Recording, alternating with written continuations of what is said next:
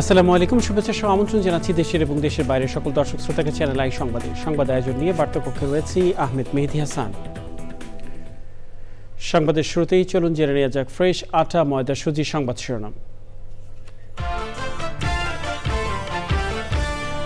খালেদা জিয়া পরবর্তী বিএনপিও একই মূলনীতিতে চলবে বললেন নজরুল ইসলাম খান। মায়ের ধারাবাহিকতা রেখেই নেতৃত্ব দেবেন তারেক রহমান। বেগম খালেদা জিয়ার কবরে নাতনি জাইমা রহমান সহ পরিবারের সদস্যদের শ্রদ্ধা। জিয়া উদ্যানে আজও বিভিন্ন স্থান থেকে আসা হাজারো মানুষ। খালেদা জিয়ার আত্মার শান্তি কামনায় সারা দেশে মসজিদে দোয়া সহ সব উপাসনালয়ে প্রার্থনা। বাদ আসর গুলশান আজাদ মসজিদে বিএনপির মিলাদ। তীব্র শীতে বিপাকে নীলফামারীর স্বল্প আয়ের মানুষেরা। নতুন বছরের শুরুতে শীত উপহার তুলে দিয়েছে স্বেচ্ছাসেবী সংগঠন try foundation.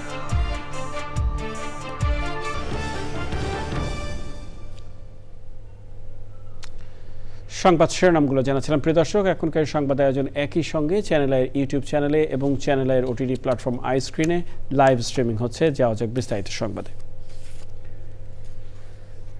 Chairperson Begum Khaleda জিয়ার মৃত্যুর পর নতুন যুগে প্রবেশ করেছে বিএনপি। তাকে ছাড়া কতটা চ্যালেঞ্জিং হবে বিএনপির রাজনীতি?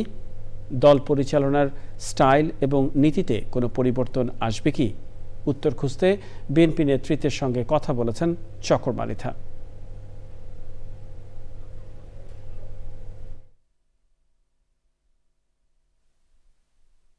1981 সালে প্রেসিডেন্ট জিয়াউর রহমানের মৃত্যুর পর বিচারপতি আব্দুস সাত্তার বিএনপির চেয়ারম্যান হলে দলের প্রাথমিক সদস্য হন বেগম খালেদা জিয়া।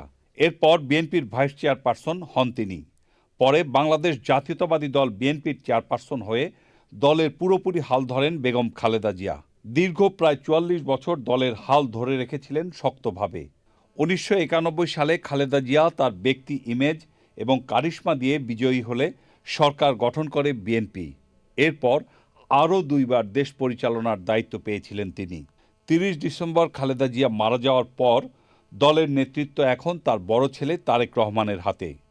দলের নীতি, সাংগঠনিক কার্যক্রম সব কিছুতে দীর্ঘদিনের স্টাইলে কোনো পরিবর্তন আসবে কি না, এই প্রশ্ন দলের নেতাদের কাছে। রাজনৈতিক দলের চালিকা ব্যবস্থা হলো তার গঠনতন্ত্র, তার নীতি আদর্শ, তার গৃহীত কর্মসূচি। আমাদের নেতা জনাব তারেক রহমান বলেছেন যে দেশনেত্রী বেগম খালেদা জিয়া যেখানে শেষ করেছেন উনি সেখান থেকে শুরু করবেন। তার ফলে আমরা এটা বলতে পারি যে বিএনপির রাজনৈতিক কর্মকাণ্ডে ধারাবাহিকতা বজায় থাকবে, কিন্তু সে কাজটা কিভাবে সম্পাদন হবে সেখানে তো কিছু পরিবর্তন বা কিছু তফাৎ এটা অনিবার্য। কারণ মানুষে মানুষে যে তফাৎটা, এটাতে সেই তফাৎটা দৃশ্যমান হবে। কিন্তু সেখানেও আমরা একটা জিনিস বলতে পারি যে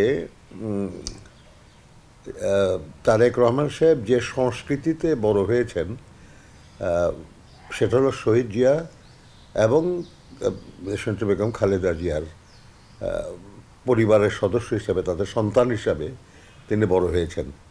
কাজেই এই বড় হওয়াটা মাধ্যমে তিনি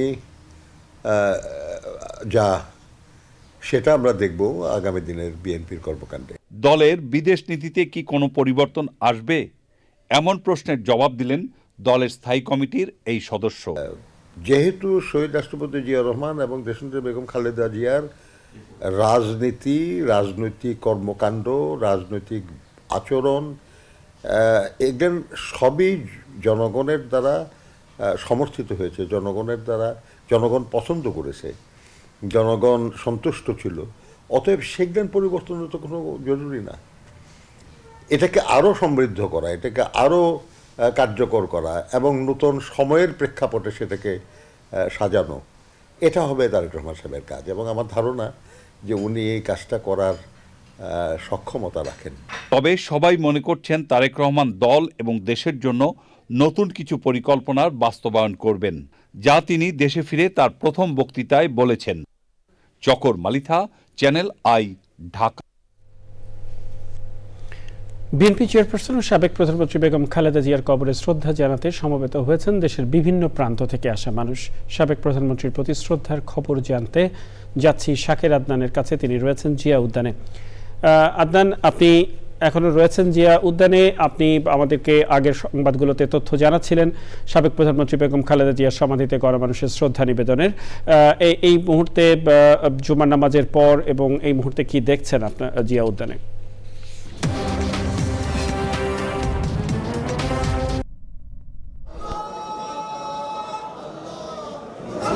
ধন্যবাদ। আপনারা দেখতেই পাচ্ছেন যে বেগম জিয়ার প্রতি মানুষের যে ভালোবাসা, মানুষের যে আবেগ, মানুষের যে অনুরাগ, মানুষের যে যারা ভক্ত রয়েছেন তারা এখানে আসছেন এবং দলীয় নেতাকর্মী ছাড়াও দলমত নির্বিশেষে মানুষজন আসছেন, গণমানুষ আসছেন, দেশের বিভিন্ন প্রান্ত থেকে আসছেন, ঢাকা সহ ঢাকার আশপাশের বা দূর দূরান্ত থেকে মানুষজন আসছেন এবং বেগম জিয়ার জন্য তারা শ্রদ্ধা করছেন।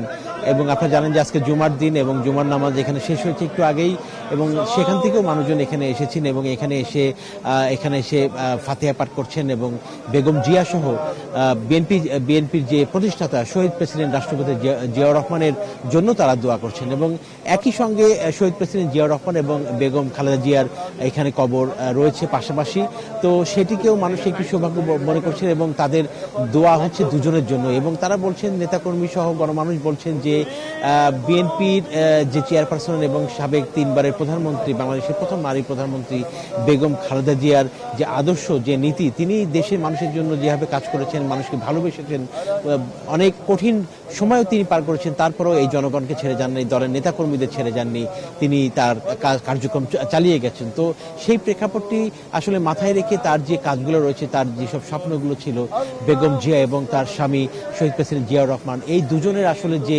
নীতি আদর্শ, সেগুলো আসলে সামনের দিনগুলোতে চালিয়ে নেবার জন্য বিএনপি ভারপ্রাপ্ত চেয়ারম্যান তারেক রহমান যেন সেটি হাল ধরেন এবং তার পরিকল্পনা অনুযায়ী দেশটাকে গড়ে তোলেন, দেশের সুখ সমৃদ্ধির জন্য কাজ করে যান, সেই প্রত্যাশাও তাদের। এবং তারা আপনি দেখতে পাচ্ছেন যেখানে হাজারো মানুষের সমাগম হয়েছে তারা আজকে, এবং জানেন যে আজকে 3 দিনের রাষ্ট্রীয় শোক চলছে এবং একই সঙ্গে বিএনপি দলীয় 7 দিনের শোক কর্মসূচি চলছে। তো আসলে এই মানুষের জোয়ারই বলে দেয় আসলে বেগম জিয়ার প্রতি তাদের ভালোবাসা, তাদের শ্রদ্ধা কতটুকু আছে, এবং সেটি আসলে তারা যুগের পর যুগ তারা তাদের এই অবদান স্মরণ করবেন প্রজন্ম থেকে প্রজন্ম পর্যন্ত। মেহেদী, আপনাকে অসংখ্য ধন্যবাদ। 3 দিনের রাষ্ট্রীয় শোক কর্মসূচির শেষ দিনে বিএনপি চেয়ারপারসন ও সাবেক প্রধানমন্ত্রী বেগম খালেদা জিয়ার রুহের মাগফিরাত কামনায় বাদ জুমা জাতীয় মসজিদ, বাইতুল মোকাররম সহ দেশের বিভিন্ন মসজিদে দোয়া মাহফিল হয়েছে। মোনাজাতে বেগম খালেদা জিয়ার আত্মার শান্তি এবং মাগফিরাত কামনা করা হয়। এছাড়া অন্যান্য ধর্মীয় উপাসনালয়ে খালেদা জিয়ার আত্মার শান্তি কামনায় বিশেষ প্রার্থনার আয়োজন করা হয়। বেগম খালেদা জিয়ার আত্মার মাগফিরাত কামনায় বাদ আসর গুলশান আজাদ মসজিদে মিলাদের আয়োজন করেছে বিএনপি।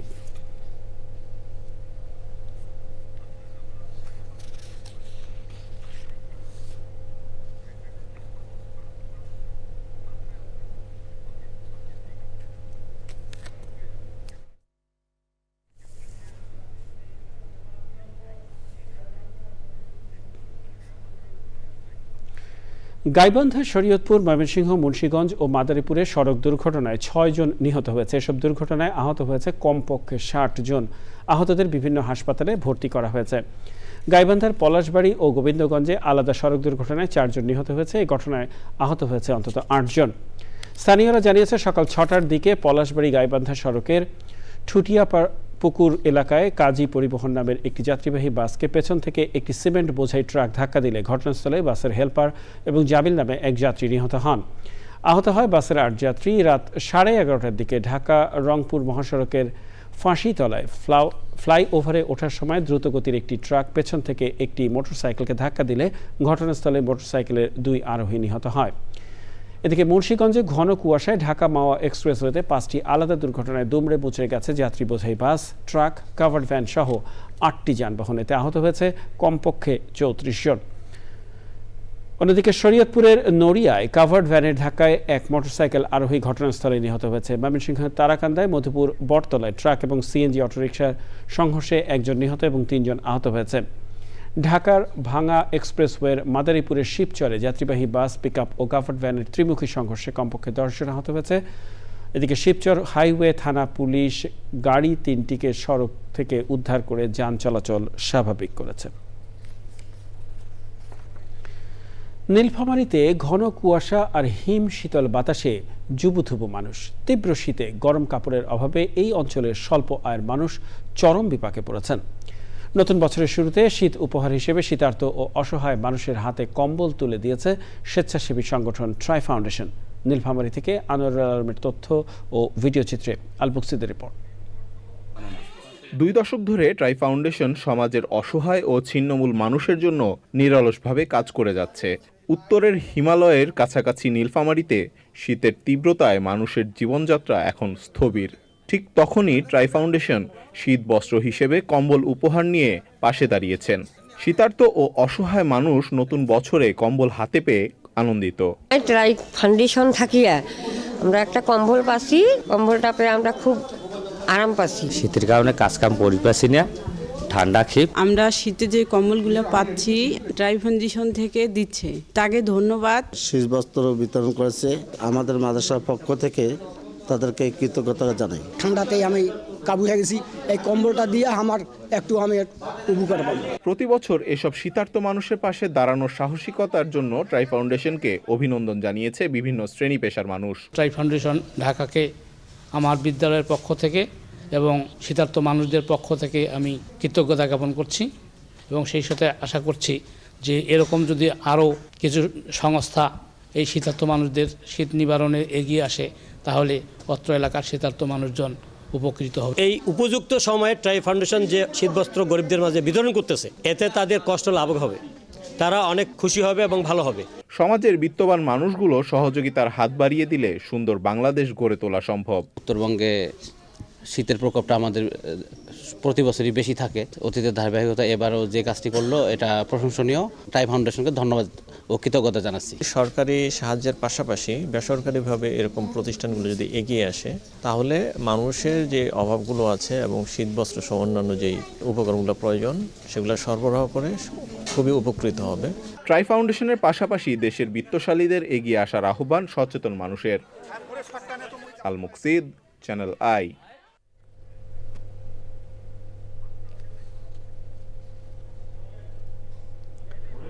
দলের চেয়ারপারসন বেগম খালেদা জিয়ার মৃত্যুতে শোকের আবহের মধ্যেই নির্বাচনী কার্যক্রমে ফিরেছে বিএনপি। বিএনপির ভারপ্রাপ্ত চেয়ারম্যান তারেক রহমানের আজকের কর্মসূচি জানতে আমরা সরাসরি যাচ্ছি পান্থ রহমানের কাছে। তিনি রয়েছেন গুলশানে তারেক রহমানের বাসভবনের সামনে। পান্থ, আপনি রয়েছেন গুলশানে তারেক রহমানের বাসভবনের সামনে। তারেক রহমানের আজকের কর্মসূচি কি রয়েছে সে সম্পর্কে কোনো তথ্য আপনি জানতে পেরেছেন কিনা?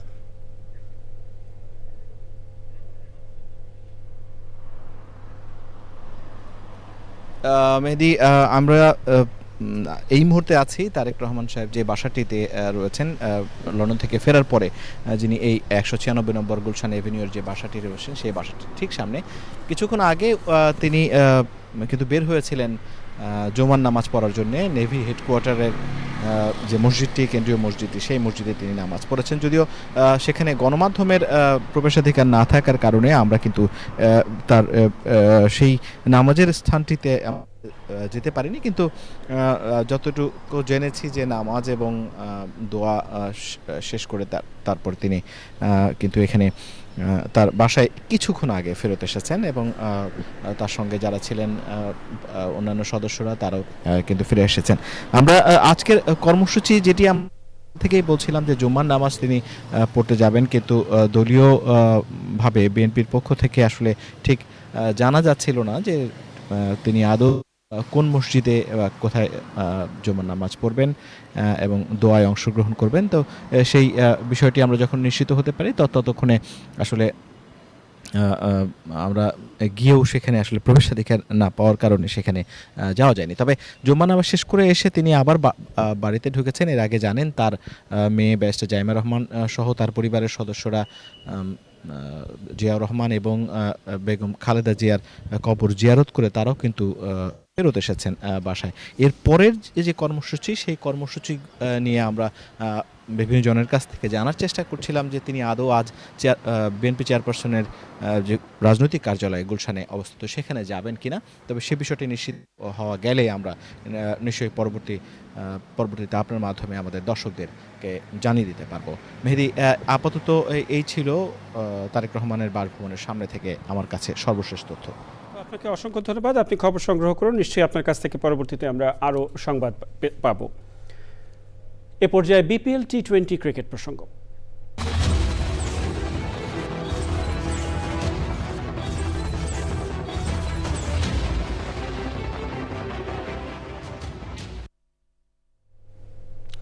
সিলেটে বাংলাদেশ প্রিমিয়ার লিগ বিপিএল এর ম্যাচ ডে 5-এ ঢাকা ক্যাপিটালসের বিপক্ষে ফিল্ডিংয়ে নেমেছে চট্টগ্রাম রয়্যালস। সিলেট থেকে বিপিএল এর আরও খবর জানাচ্ছেন সহকর্মী তানভীর আহমেদ। দর্শক, বিপিএল এর সিলেটে আজকেও দুটি ম্যাচ রয়েছে। আজকে যেহেতু শুক্রবার, 1 ঘন্টা পিছিয়ে দুপুর 2টা থেকে ম্যাচ শুরু হচ্ছে। দিনের প্রথম ম্যাচে ঢাকা ক্যাপিটালসের বিপক্ষে চট্টগ্রাম রয়্যালস টস জিতে বোলিংয়ের সিদ্ধান্ত নিয়েছে। তারা এখন পর্যন্ত ঢাকা ক্যাপিটালস গতকাল দুর্দান্ত একটি ম্যাচ খেলেছে। শামীম পাটোয়ারির ইনিংসটি ছিল বিধ্বংসী ইনিংস। একেবারে হারা ম্যাচটি একেবারে ক্লোজে নিয়ে গিয়েছেন শামীম পাটোয়ারি। দিনের দ্বিতীয় ম্যাচে সন্ধ্যা 7টায় মুখোমুখি হবে রংপুর রাইডার্স এবং সিলেট টাইটান্স। তারা গতকালই ভিন্ন দলের বিপক্ষে দুটি দুর্দান্ত ম্যাচ খেলেছে। সিলেট টাইটান্সের আজকে যেহেতু সন্ধ্যায় ম্যাচ, এখন পর্যন্ত দর্শক উপস্থিতি খুব একটা লক্ষ্য করা যাচ্ছে না। তারা আজকে শুক্রবারও আছেন, জুম্মার নামাজের পর তারা আসছেন। এছাড়াও সিলেটে আজকে আবহাওয়া রৌদ্রোজ্জ্বল। গত 2-3 দিন ধরে খুবই কুয়াশাচ্ছন্ন ছিল, সারাদিন রোদ উঠেনি, উইকেটও কিছুটা মন্থর ছিল। খেলোয়াড়রা আশা করছে আজকে যেহেতু উইকেটে রোদ উঠেছে, উইকেটে একটু ভালো উইকেট পাবে, এমনটাই আশা করছে খেলোয়াড়রা। বিংশ শতাব্দীর স্বনামখ্যাত লেখক ও কথা সাহিত্যিক শওকত ওসমানের 108তম জন্মবার্ষিকী আজ। 1917 খ্রিস্টাব্দের 2রা জানুয়ারি পশ্চিমবঙ্গের হুগলি জেলায় সবলসিংহপুর গ্রামে জন্মগ্রহণ করেন তিনি। শওকত ওসমান একাধারে নাটক, গল্প, উপন্যাস, প্রবন্ধ, রম্য রচনা, রাজনৈতিক লেখা ও শিশু কিশোর সাহিত্য রচনা করেছেন। বাংলা সাহিত্য ও সংস্কৃতিতে বিশেষ অবদানের জন্য তিনি 1962 সালে বাংলা একাডেমি পুরস্কার, 1983 সালে 21 পদকসহ বিভিন্ন পুরস্কার ও পদকে ভূষিত হন। 21 পদকসহ অসংখ্য পুরস্কারে ভূষিত ছড়ার জাদুকর সুকুমার বড়ুয়া মারা গেছেন। শুক্রবার ভোরে চট্টগ্রামের একটি হাসপাতালে চিকিৎসাধীন অবস্থায় তার মৃত্যু হয়। তার বয়স হয়েছিল 87 বছর। সুকুমার বড়ুয়ার জন্ম 1938 সালের 5ই জানুয়ারি চট্টগ্রাম জেলার রাউজানের মধ্যম বিনাজুরি গ্রামে। অভাবের কারণে 2য় শ্রেণী পর্যন্ত পড়ার পর পড়ালেখা বন্ধ হয়ে যায়। 1962 সালের 3রা ফেব্রুয়ারি ঢাকা বিশ্ববিদ্যালয়ে চাকরি জীবন শুরু করেন সুকুমার বড়ুয়া। 1999 সালে তিনি ঢাকা বিশ্ববিদ্যালয়ের স্টোর কিপার হিসেবে চাকরি থেকে অবসর গ্রহণ করেন।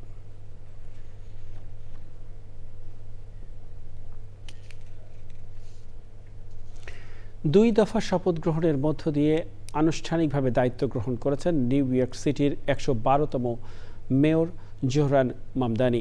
বর্ণাঢ্য বক্তৃতায় আবারও তিনি নিউ ইয়র্ক সিটির শ্রমজীবী সাধারণ মানুষকে সর্বোচ্চ মর্যাদা দিয়ে নতুন এক যুগ শুরুর ঘোষণা দিয়েছেন। নিউ ইয়র্ক থেকে রাশেদ আহমেদকে সঙ্গে নিয়ে রিপোর্টে আরও জানাচ্ছেন আদিত্য শাহিন।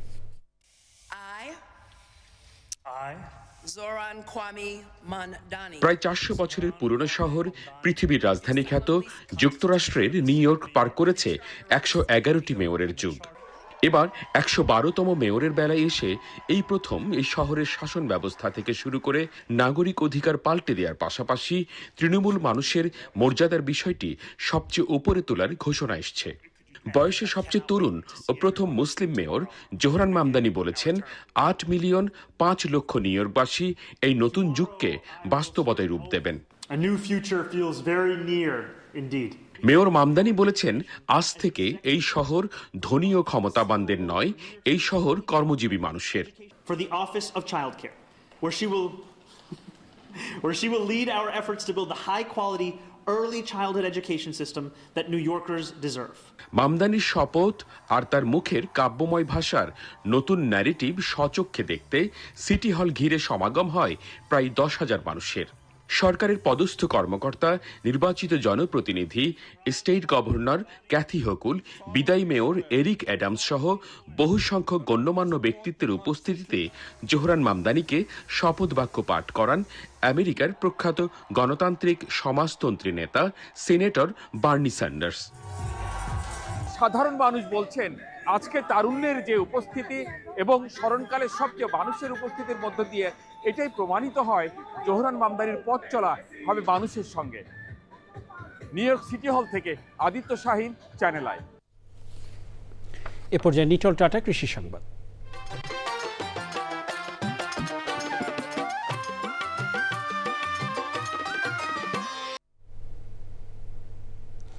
তীব্র শীত আর ঘন কুয়াশার হুমকির মুখে পড়েছে যশোরের মাঠের পর মাঠ বড় বীজতলা। কৃষক বলছেন শৈত্যপ্রবাহ দীর্ঘায়িত হলে এ অঞ্চলের শতভাগ বীজতলায় কোল্ড ইনজুরিতে আক্রান্ত হবে, যা এবার বোরো চাষের উপর বড় ধরনের প্রভাব ফেলবে।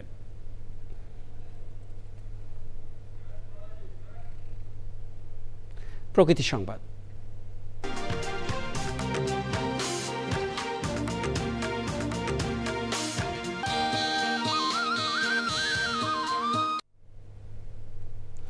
বাংলাদেশের দক্ষিণ প্রান্তে মেঘনা নদী ও বঙ্গোপসাগরের মোহনায় অবস্থিত দ্বীপ উপজেলা হাতিয়া। এক পাশে সবুজ ম্যানগ্রোভ বন, অন্য পাশে দিগন্তজোড়া সমুদ্র আর বালুকাবেলা প্রকৃতির অপার সৌন্দর্যে ঘেরা এই দ্বীপ। নির্জনতা আর বৈচিত্র্যময় প্রাকৃতিক পরিবেশের টানে দেশের বিভিন্ন প্রান্ত থেকে ভ্রমণ পিপাসু মানুষজন ছুটে আসছেন এখানে।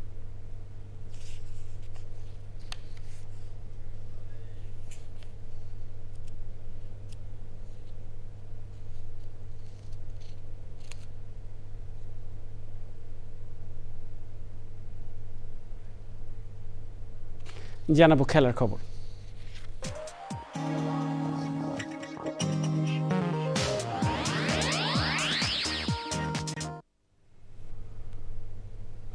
সিলেটের ক্রিকেট উন্নয়নে বিসিবির নতুন পরিকল্পনা কাজে লাগাতে চান বোর্ড পরিচালক রাহাত শামস। চ্যানেল আইকে দেয়া এক একান্ত সাক্ষাৎকারে তিনি বলেন, সিলেটে বিসিবির একটি আঞ্চলিক অফিস হলে স্থানীয় ক্রিকেটাররা জাতীয় পর্যায়ে আরও বেশি সুযোগ পাবে। সিলেট থেকে বিলাল হোসেনের ক্যামেরায় তানভীর আহমেদের রিপোর্ট।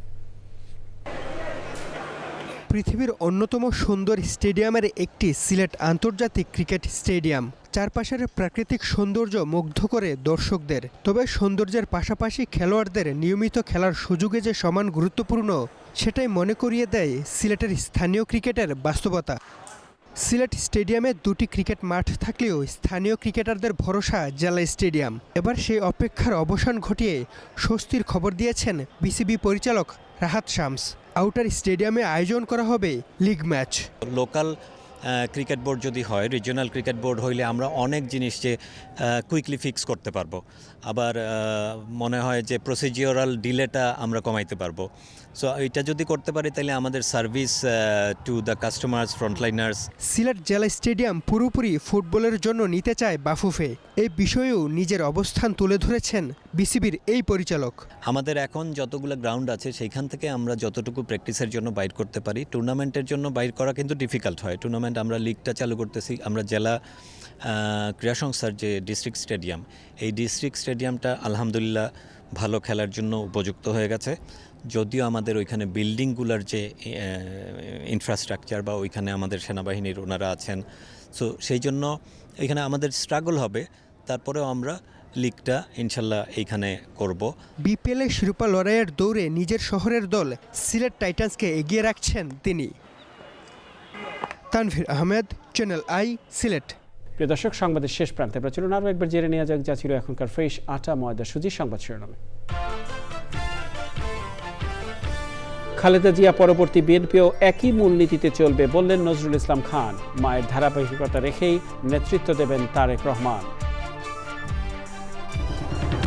বেগম খালেদা জিয়ার কবরে নাতনি জাইমা রহমান সহ পরিবারের সদস্যদের শ্রদ্ধা। জিয়া উদ্যানে আজও বিভিন্ন স্থানে থেকে আসা হাজারো মানুষ। খালেদা জিয়ার আত্মার শান্তি কামনায় সারা দেশে মসজিদে দোয়া সহ সব উপাসনালয়ে প্রার্থনা। বাদ আসর গুলশান আজাদ মসজিদে বিএনপির মিলাদ। তীব্র শীতে বিপাকে নীলফামারীর স্বল্প আয়ের মানুষেরা। নতুন বছরের শুরুতে শীত উপহার তুলে দিয়েছে স্বেচ্ছাসেবী সংগঠন ট্রাই ফাউন্ডেশন। প্রিয় দর্শক, এরই সাথে শেষ করছি এখনকার সংবাদ আয়োজন। ধন্যবাদ সবাইকে এতক্ষণ আমাদের সাথে থাকার জন্য।